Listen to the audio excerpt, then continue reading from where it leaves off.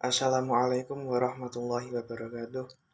Alhamdulillahirabbil alamin. Alhamdulillahilladzi faddala bani adama bil ilmi wal amali ala jami'il alam.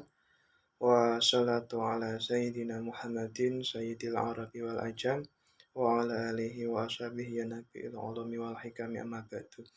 Yang saya hormati Bapak Oktio Franky Biantoro MPDI sebagai dosen pengampu mata kuliah Studi Islam Indonesia. Sebelumnya perkenalkan saya Khairul Anwar dengan NIM 23040210095 kelas PGMI 2A ingin mempresentasikan hasil presentasi saya yang berjudul Pemikiran Islam Indonesia menurut Kiai Haji Ahmad Dahlan. Oke, dalam slide pertama kita akan melihat topik pembahasannya, yaitu yang pertama Kiai Haji Ahmad Dahlan dan lahirnya Muhammadiyah, yang nomor 2 pembaharuan bidang pendidikan, yang nomor 3 tujuan pendidikan Muhammadiyah, yang keempat hasil penelitian pemikiran pendidikan Islam menurut Kiai Haji Ahmad Dahlan, dan yang nomor 5 mengajarkan sikap hidup terbuka dan toleran dalam pendidikan. Oke, dalam slide pertama Kiai Haji Ahmad Dahlan dan lahirnya Muhammadiyah. Kiai Haji Ahmad Dahlan lahir di Kauman, Yogyakarta pada tahun 1869. Nama kecilnya yaitu Muhammad Darwisi. Ayahnya bernama Kiai Haji Abu Bakar dan ibunya merupakan putri dari Haji Ibrahim. Haji Ibrahim itu penghulu Kesultanan Yogyakarta. Nah, pendidikan formalnya waktunya banyak dihabiskan untuk mempelajari ilmu-ilmu agama dan pendidikan tradisional. Namun, sekitar tahun 1890, Kiai Haji Ahmad Dahlan memperoleh kesempatan melanjutkan pendidikan di Mekah. Ia berinteraksi dengan beberapa tokoh modernisasi dunia Islam, seperti Muhammad Abduh Al-Afghani, Rashid Ridho, dan Ibnu Taimiyah. Kiai Haji Ahmad Dahlan juga pernah belajar dengan Syekh Ahmad Khotib dan Syekh Jamil Jambek. Sebelum mendirikan Muhammadiyah, Kiai Haji Ahmad Dahlan pernah bergabung dengan Jam'iyatul Khair Budi Utomo Serikat Islam. Kemudian pada tanggal 18 November tahun 1912,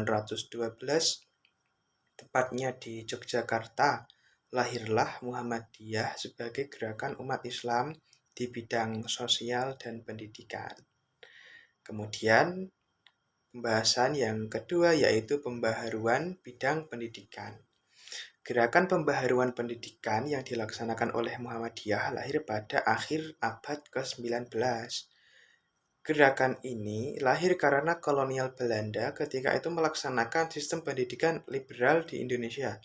Awalnya sistem pendidikan liberal ini hanya diperuntukkan oleh orang-orang tertentu untuk kaum bangsawan dan kaum-kaum ningrat. Namun sekitar tahun 1870 atau awal abad 20, sistem pendidikan liberal mulai diterapkan untuk kalangan luas, termasuk bagi umat Islam. Dalam melaksanakan proses pendidikan, Ahmad Dahlan menerapkan metode induktif ilmiah, nakliyah, dan tanya. Pendidikan yang dikelola oleh Muhammadiyah mengadopsi kurikulum, sistem, dan metode pembelajaran dari sekolah Belanda. Tetapi di sisi lain juga menjadikan pendidikan agama sebagai kurikulum wajib di sekolah. Pada proses selanjutnya, pendidikan Muhammadiyah ini berkembang dengan pesat dari TK sampai perguruan tinggi. Kemudian yang nomor 3 yaitu tujuan pendidikan Muhammadiyah. Nah, pada layar itu ada kata-kata indah dari Kiai. Dadiya Kiai sing kemajuan, lan ojo kesel-kesel anggonmu nyambut gawe kanggo Muhammadiyah. Nah, kalau dalam Indonesianya, jadilah ulama yang modern dan jangan merasa lelah bekerja untuk Muhammadiyah. Nah, tujuan pendidikan ini terdapat nilai fundamental yang secara implisit bersumber dari Al-Quran dan Sunnah. Rumusan tujuan pendidikan Muhammadiyah diawali dengan menanamkan semangat juang atau jihad untuk melakukan perubahan, kemudian diiringi dengan berbagai upaya untuk mengisi dan berperan aktif dalam membangun bangsa dan negara. Ini berarti secara implisit Tujuan pendidikan Muhammadiyah bukan berorientasi pada kadernya semata, tetapi untuk semua anak bangsa dalam upaya membangun manusia Indonesia seutuhnya, lahir dan batin seperti yang dicita-citakan seluruh bangsa Indonesia. Kemudian yang keempat, itu ada hasil penelitian pemikiran pendidikan Islam menurut Kiai Haji Ahmad Dahlan. Ide-ide yang dikemukakan Kiai Haji Ahmad Dahlan telah membawa pembaharuan dalam bidang pembentukan lembaga pendidikan Islam yang semula bersistem pesantren menjadi sistem klasikal, di mana dalam pendidikan klasikal tersebut dimasukkan pelajaran umum dalam pendidikan madrasah. Kemudian Kiai Haji Ahmad Dahlan membawa pengaruh dalam bentuk kelembagaan pendidikan yang semula sistem pesantren diubah menjadi sistem sekolah, antara lain memasukkan pelajaran umum kepada sekolah-sekolah keagamaan atau madrasah, dan adapun pengetahuan umum yang diajarkan di madrasah itu seperti menulis, berhitung, ilmu bumi, sejarah, dunia, olahraga, dan ilmu tip atau ilmu kesehatan. Kemudian mengadakan perubahan dalam metode pengajaran. Yang pertama itu metode wetonan atau halakoh. Metode wetonan ini yaitu di dalamnya terdapat seorang kiai yang membaca suatu kitab dalam waktu tertentu, misal pagi hari atau malam hari, sedangkan murid atau santrinya itu menjawab dan membawa kitab yang sama, lalu santri mendengar dan menyimak bacaan kiai tersebut. Metode ini termasuk metode pembelajaran yang sangat kolektif. Kemudian yang nomor 2 yaitu metode sorogan. Di mana metode sorogan itu ya ngajinya itu rame-ramai, jadi kiainya satu yang membacakan dan yang santri-santrinya itu menulis secara banyak gitu. Oke, kemudian ada slide keempat, mengajarkan sikap hidup terbuka dan toleran dalam pendidikan.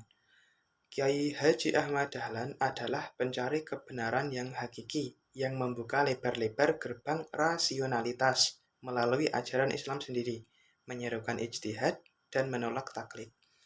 Pendidikan Islam bukanlah indoktrinasi tentang ajaran Islam, tetapi liberalisasi bagi pengembangan kecerdasan dan kemandirian bagi setiap peserta didik dan umat manusia, sebagai dasar bagi pemahaman atas kebenaran ajaran Islam. Karena itu, liberalisasi pendidikan Islam dan dakwah merupakan sesuatu yang mesti dilakukan jika kita ingin menghindari atau sekurangnya mengulangi konflik sosial dan politik yang bersumber atau melibatkan praktik kehidupan keagamaan. Dari hal ini, bukanlah ajaran Islam itu diyakini, tetapi bagaimana ajaran itu bisa dipahami semua orang Islam dalam beragam kelas dan sejarah sosialnya. Tanpa liberalisasi, sulit atau bahkan mustahil pemeluk Islam bersedia dan terbuka menerima gagasan yang bersifat pluralis pemahamannya. Oke, terima kasih. Itu yang bisa saya sampaikan, semoga bermanfaat. Apabila ada kesalahan, kritik, saran bisa disampaikan dengan saya. Sekian, wassalamualaikum warahmatullahi wabarakatuh. Terima kasih.